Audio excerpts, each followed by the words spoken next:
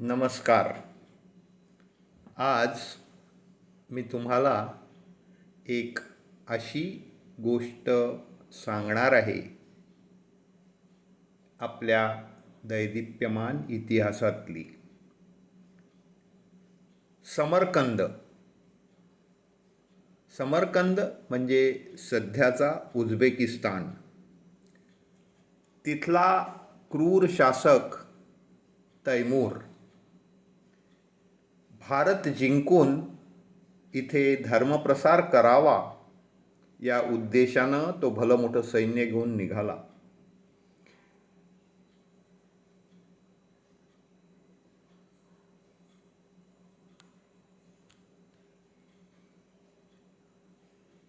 अफगाणिस्तानातील गझनवी शासकांना त्यानं हरवलं. सर्वांना माहीतच आहे की तो अत्यंत क्रूर आणि निर्दयी व दुष्ट होता. हाच तो तैमूर ज्याचे नाव तो पराक्रमी होता म्हणून आजकालच्या हिरोईन करीना कपूरनं स्वतःच्या मुलाचं नाव तैमूर ठेवलेलं आहे. तैमूर लंग. तैमूर म्हणजे पोलाद आणि लंग म्हणजे लंगडा. लहानपणीच याच्यावर काहीतरी अत्याचार अन्याय झाले म्हणून हा एका पायानं लंगडा होता, पण स्वभावानं अत्यंत क्रूर, निर्दयी व दुष्ट होता. या तैमूरच्या अत्याचाराचे किस्से वाचून कुणाचाही थरकाप उडेल. अफगाणिस्तानचा प्रदेश जिंकून हाच तैमूर हरिद्वार, हरियाणा, दिल्लीच्या रोखानं पंजाब उद्ध्वस्त करून निघाला. वाटेत येणाऱ्या लहान मोठ्या राजांनी त्याला प्रतिकार करायचा प्रयत्न केला, पण तैमूरच्या विशाल सेनेपुढे कुणाचाही टिकाव लागू शकला नाही. छोटे मोठे राजे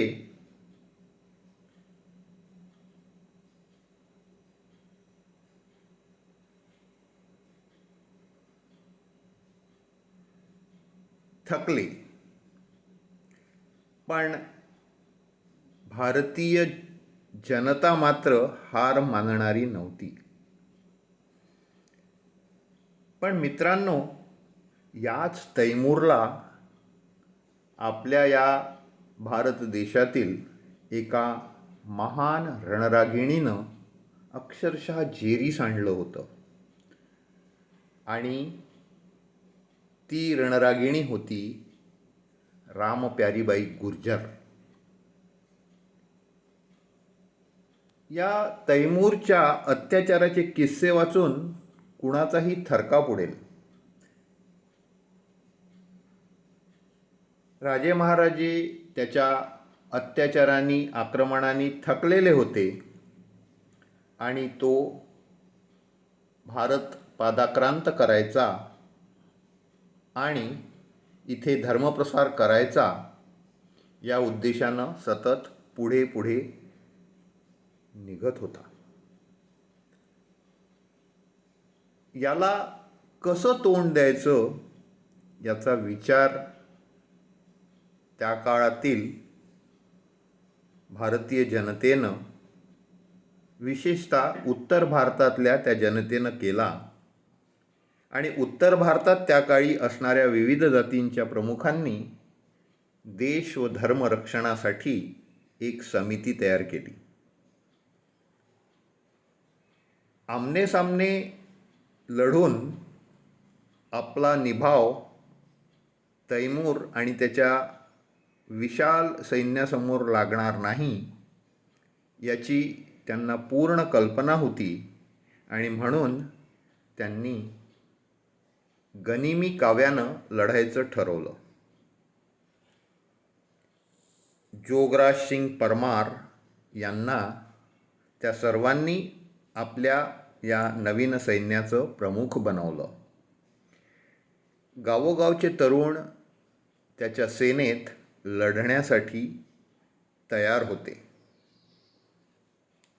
या तरुणांनी आजपर्यंत कधीही शस्त्र हाती धरलेलं नव्हतं आणि त्यामुळे एवढ्या सुसज्ज आणि विशाल सेनेशी सामना कसा करायचा यासाठी त्यांना युद्धाचं प्रशिक्षण अत्यंत जरुरी होतं.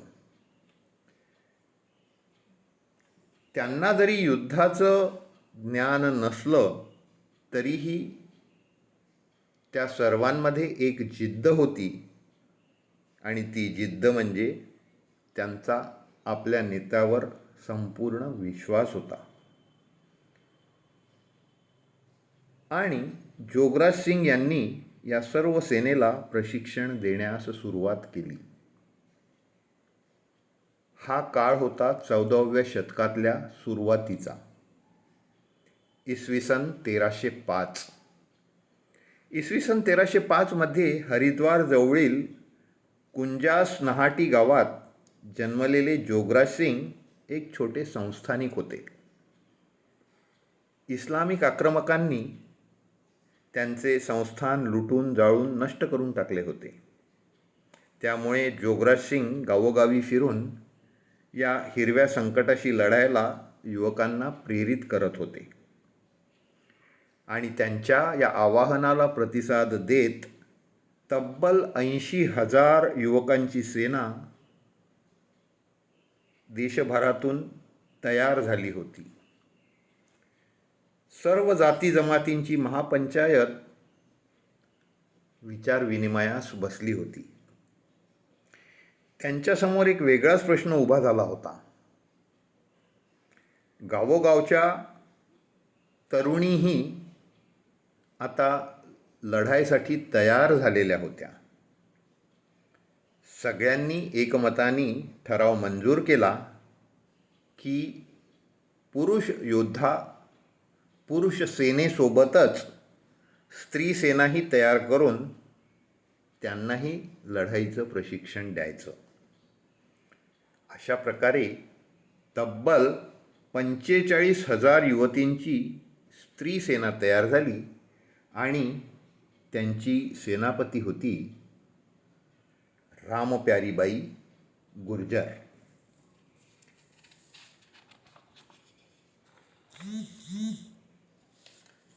कोण होती ही रामप्यारीबाई गुर्जर? उत्तर प्रदेशमधील सहारनपूर गावात रामप्यारीबाईचा जन्म एका सामान्य शेतकरी कुटुंबात झाला. लहानपणापासून इस्लामी आक्रमकांच्या भयकथा ऐकून रामप्यारीचं मन पेटून उठत होतं. अन्यायाचा प्रतिकार करायचा तर शरीर मजबूत हवं आणि शरीर मजबूत करण्यासाठी व्यायाम केलाच पाहिजे. त्यासाठी रामप्यारी रोज सूर्योदयापूर्वी आणि सूर्यास्तानंतर आपल्या शेतात जाऊन सर्व प्रकारचे व्यायाम करीत असे. व्यायाम करून तिनं आपलं शरीर दणकट बनवलं होतं. त्या काळातही गावकरी या तिच्या व्यायाम करण्याच्या छंदाबद्दल तिच्यावर टीका करत असत, पण तिचे आईवडील मात्र तिच्या मागे ठामपणे उभे होते. एकदा पंचायतीसमोर तिनं गावकऱ्यांना आपण जे काही करतोय, जो काही व्यायाम करतोय त्याचं महत्त्व पटवून सांगितलं. इस्लामी आक्रमकांचा मुकाबला करायचा असेल तर आपणच आपलं शरीर मजबूत केलं पाहिजे आणि हे करणं आपल्याला अगदी सहज साध्य आहे. तिने ज्या पद्धतीने हे तिथल्या गावकऱ्यांना पटवून सांगितलं तर तिचा विचार सगळ्यांना पटला आणि मग काय, गावोगावी अशी व्यायाम शिबिरं होऊ लागली. सुरुवातीला रामप्यारी एकटी त्यानंतर 8 मुलींपासून सुरू झालेली ही सेना अगदी अल्पावधीतच 45,000 रणरागिणींपर्यंत पोहोचली. हा काळ होता अंदाजे इसवी सन 1330चा. एका पायानं लंगडा तैमूर दिल्ली उद्ध्वस्त करून पुढे सरकत होता. आणि पुढे येताच त्याला नवल वाटलं. लुटालूट करायला तो ज्या ज्या गावात जाई ते गाव अगोदरच रिकामं झालेलं होतं. सर्व धनधान्य बाळबिस्तरा घेऊन गावकरी गायब झालेले होते. अरे लुटायचं, मारायचं, बाटवायचं, पण कुणाला? आणि जाता जाता गावकरी विहिरीतील पाण्यात कचरा आणि घाण टाकून जात. आता या गोष्टींमुळे तैमूरच्या सैन्याची उपासमार होऊ लागली. गावकरी कुठे गेले हे शोधण्यासाठी सैन्य पुढे जायचं आणि त्याच वेळी गनिमी कावा करून अचानक गावकरी सैन्यावर हल्ला करत आणि पळून जात. दिवसा आमनेसामने लढाई करायला काही वेळ काही पुरुष सैनिक पुढे येतही असत, पण नगण्यच.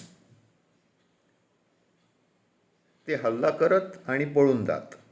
मात्र रात्रीच्या वेळी जाळपोळ करत, छुपे हल्ले करत या तैमूरच्या सैन्याला गनिमी काव्यानं त्रास देणं त्यांचं सुरूच होतं.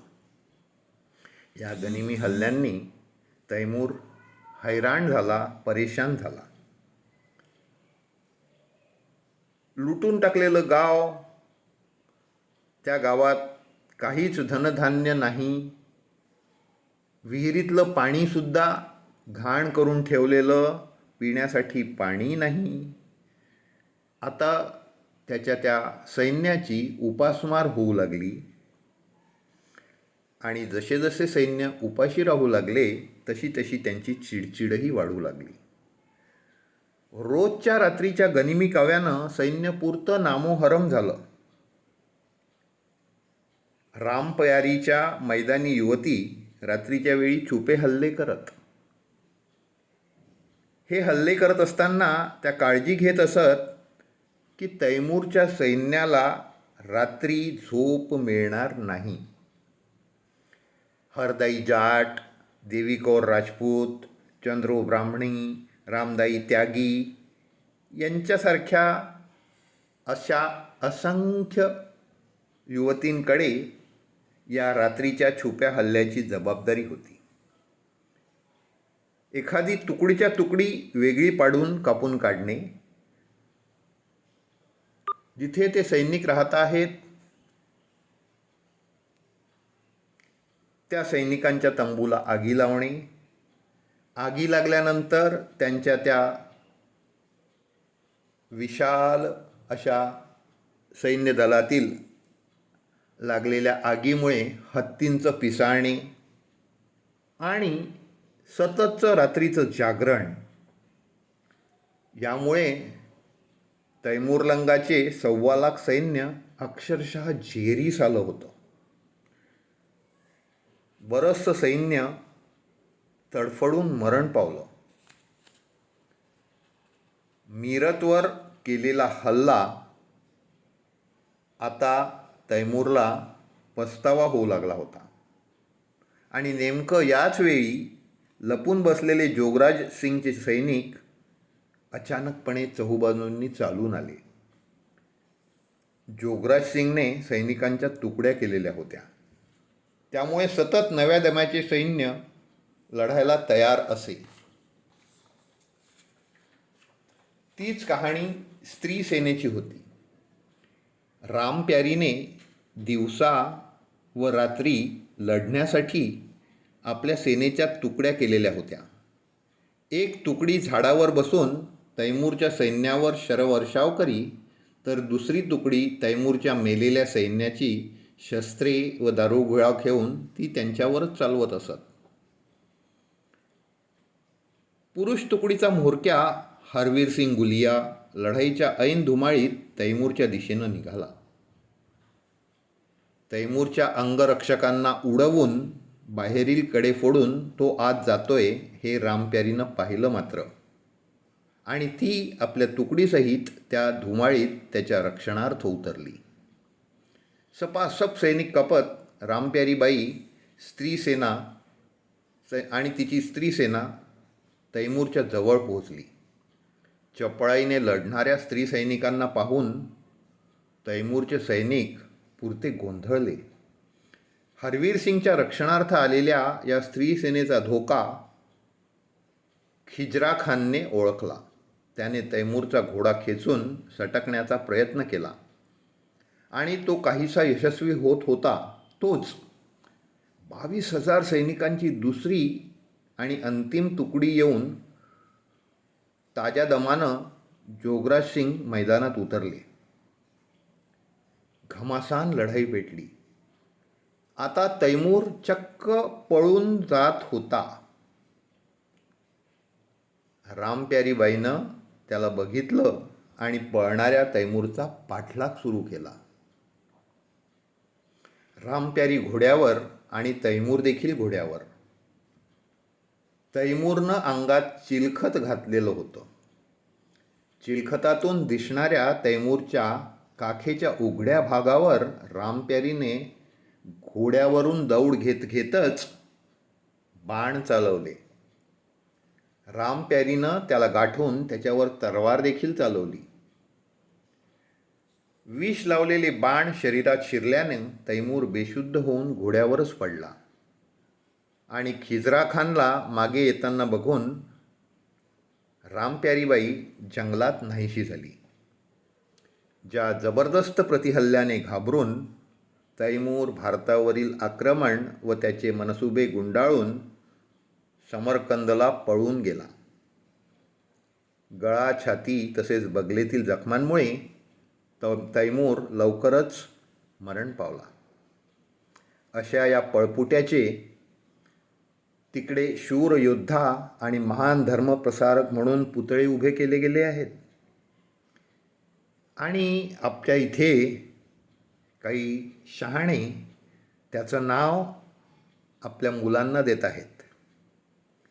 देश, धर्म आणि संस्कृतीच्या रक्षणासाठी एकीकरण व स्त्री सक्षमीकरण करून प्रत्यक्ष युद्धात उतरणाऱ्यांना मात्र भारतीय लोक विसरलेले आहेत. आणि त्यांनी पळपुटेपणा केला त्या तैमूरला मात्र चांगलं लक्षात ठेवलं आहे. तैमूरसारख्या नराधमाला समोर गाठून त्याला विदीर्ण करणारी रामप्यारीबाई गुर्जर हिला देखील भारतीय लोक पार विसरून गेले. कारण आम्हाला हा खरा इतिहास कधी शिकवलाच गेला नाही. तैमूर आला हे शिकवलं गेलं आणि खोट्या नाट्या पद्धतीनं तैमूर किती शूरवीर होता, तैमूर किती महान होता हे आमच्यावर बिंबवलं गेलं. पण रामप्यारीबाईसारख्या आणि जोगराज सिंगसारख्या निडर योद्ध्यांपुढे त्याचा टिकाव लागला नाही आणि त्यांना घाबरून तो पळून गेला हे आम्हाला मात्र कधीच शिकवलं गेलं नाही. अशा या रामप्यारीबाईला आमचा मानाचा मुजरा.